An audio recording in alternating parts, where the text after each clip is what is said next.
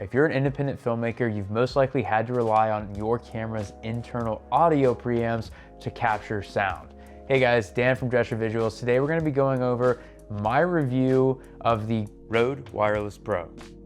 Not only that, we're gonna go over 3 things I like about this system and 3 things I don't like about this system. Before we go into this review, I wanna quickly give you an insight on my relationship recording internal audio with the cameras I've used in my career. Now, I started out using the Canon XH-A1. If you don't know, it's a mini DV camera. It has 2 proper XLR ports and honestly had great audio. And I was kind of expecting every camera after that to follow. But unfortunately, I followed the bandwagon and jumped over to DSLRs back in 2012 when I purchased the Canon 7D. The depth of field was more appealing to me than good audio, and yeah, that audio was atrocious. Flash forward a couple years later, I finally met the camera that had proper audio preamps, and that was the FS7. I still to this day feel like some of the documentaries I've produced on the FS7 sound the best out of all the other cameras I've used. Here we are today. I'm still working with cameras that don't have great preamps. If anything, I've actually digressed because the camera I use primarily, the camera that I'm filming this video on, has no preamps. That's the Red Komodo. And as you can say, hire a sound guy, Dan. Dude, I wanna hire a sound guy, but it's just not always how I work. Look, sometimes on web productions, it's a 1-2 man team. The second person on the team is handling post. The person on set is producing, is directing, is shooting. It's just how it is. It's a different business model. Can't always hire a sound guy. Moving on. Now, the first time, what's up? Your hair. Can you push it down? The whole time? Like so we have to do the whole shoot again. Again. You can see it sometimes on the little back. I was on a good groove too. You were. So to be completely honest, most of the projects I produce on the regular that provide my business healthy cash flow, they don't always have the budget or the resources to hire a dedicated sound mixer. Therefore, I do heavily rely on audio preamps. Now, the camera my team uses primarily for most of our work now is the Red Komodo. The original Komodo has no audio preamps, which is why the Rode systems really were appealing to me. For 2 reasons primarily. A, form factor, and B, the fact that it had strong internal gain. Internal gain really helps cameras like the Komodo out who don't have preamps. So my team started this journey with the Rode Wireless Go 2, and we used and enjoyed them for several years. So when the Rode Wireless Pro came out, I was personally really excited for many reasons, but also I just felt like Rode did a really good job with the first one. And it was kind of time, you know, we had worn out over 150, 200 shoots, traveling all over North America. Our Wireless Go 2 systems were ready to kind of take a break and maybe just be a backup. So I purchased the Wireless Pro, and today I'm going to talk about 3 things I like about them and 3 things I don't. Starting with the positives, one of the first things that really caught my eye with this system was the aesthetic. I just honestly really liked how they looked. They fit my camera, they fit my style, they had a glossy finish. I like the way Rode updated the system to give a sleek, stylistic design. While this doesn't necessarily affect my productions, I found myself really attracted to the design and felt like it was extremely aesthetically pleasing, especially because we have a Stormtrooper Komodo, so the black and white combo just really stood out. Number 2 was really just an upgrade, and that was having a digital readout and a digital display provided on the transmitter.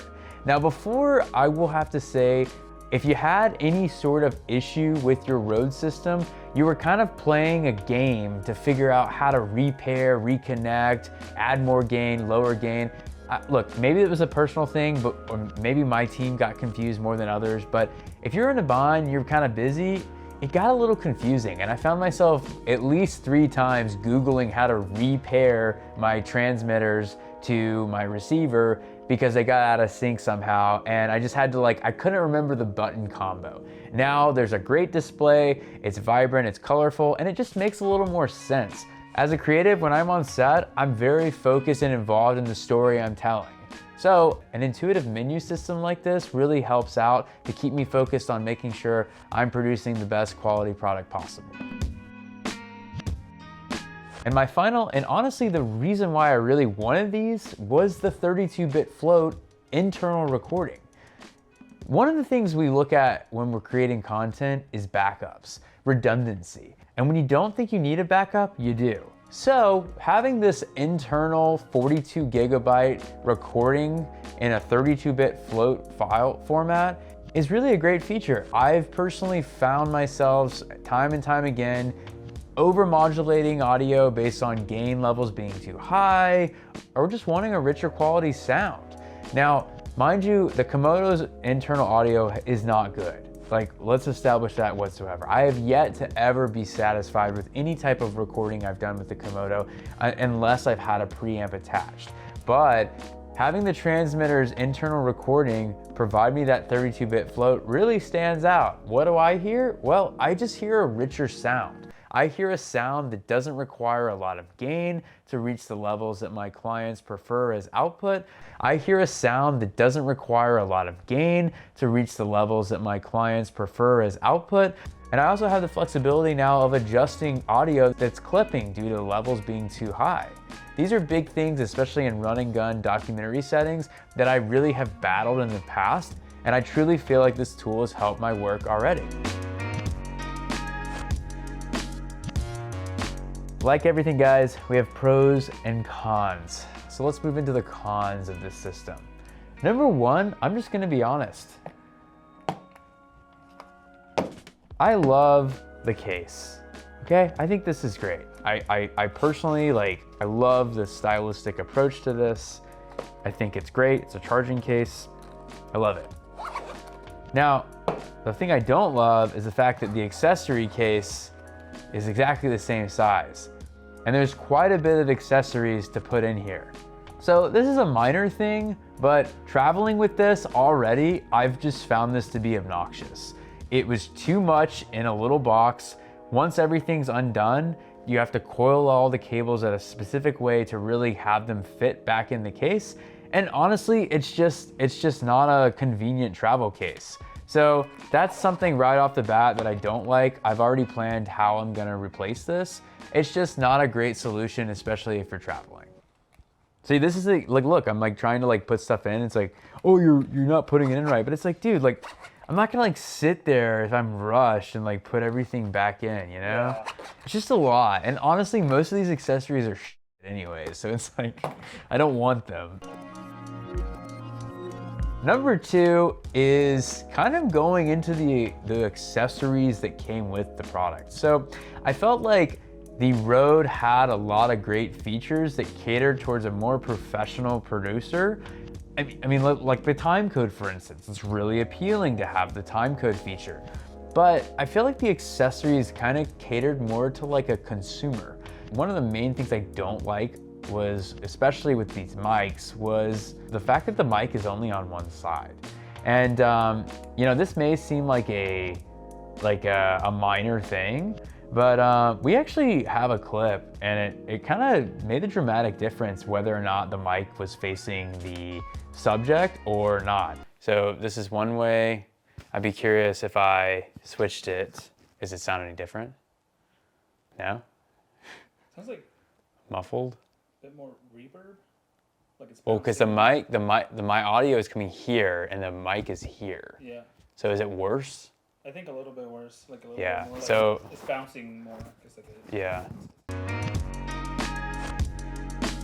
the last thing I don't like is the internal recording of the transmitters. Now, this is a little conflicting because I also really like this feature. My only gripe is I only have two options. Option one is I can manually press record on the transmitter before the recording starts of the shoot, and then it records, or I have to record everything. And when I say everything, I mean the second the transmitter is turned on, it captures audio the entire time until the transmitter is turned off. Now, you might look at it and be like, you know, big deal, you just use time code, sync it, get out of there. I don't know. It's almost like a little bit of like a privacy violation, I feel like, with the everything. And at the moment, I'm not really even considering having the talent manually press record. So I'm kind of having to record everything right now. I love a middle ground where I'm able to hit record on the receiver or something where I have a little more control over that, just to give my talent privacy. You're definitely gonna hear people peeing. Yeah, you are, yeah.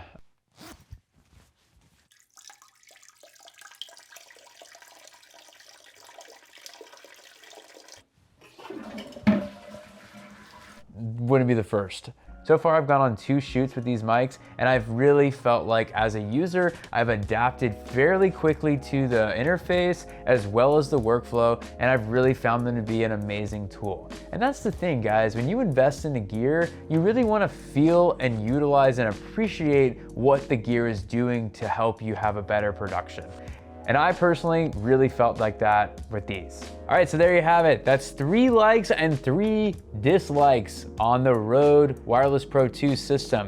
Guys, my name is Dan. I run a production company called Drescher Visuals. We produce a lot of commercial and documentary content. Give us a follow if you're interested in that. And also make sure to subscribe to this channel, as we will continue to provide content that helps you become a better filmmaker.